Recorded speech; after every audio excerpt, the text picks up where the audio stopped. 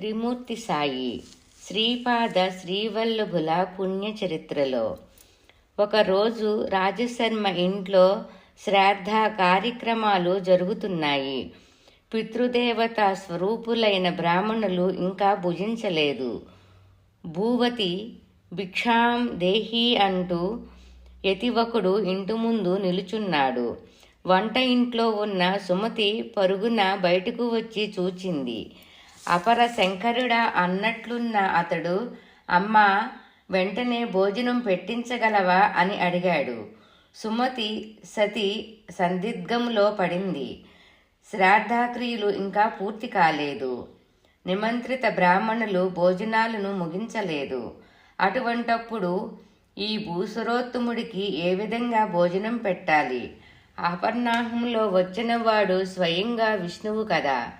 భోజనం పెట్టక ఎట్లా తిరిగి పంపించేది అని ఆ సాధ్వి ఆలోచించింది.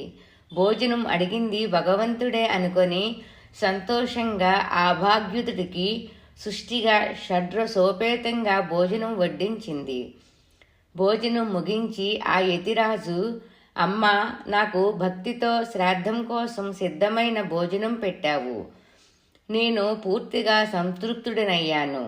కావలసింది నిస్సంకోచంగా కోరుకో తల్లి అన్నాడు. సుమతీదేవి చేతులు జోడించి, నాయన, భగవంతుడువైన నీ దర్శనంతోనూ మా ఇంట భోజనం స్వీకరించడంతోనూ మా కుటుంబమంతా పునీతులమైనాము.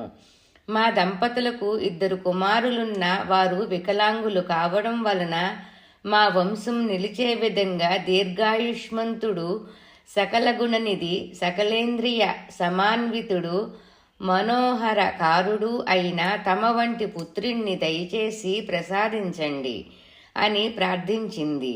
తదాస్తు అంటూ ఆ యోగి క్షణములో చూస్తుండగానే అంతర్ధానమయ్యాడు. శ్రీ శ్రీపాద శ్రీవల్లభాయ నమః.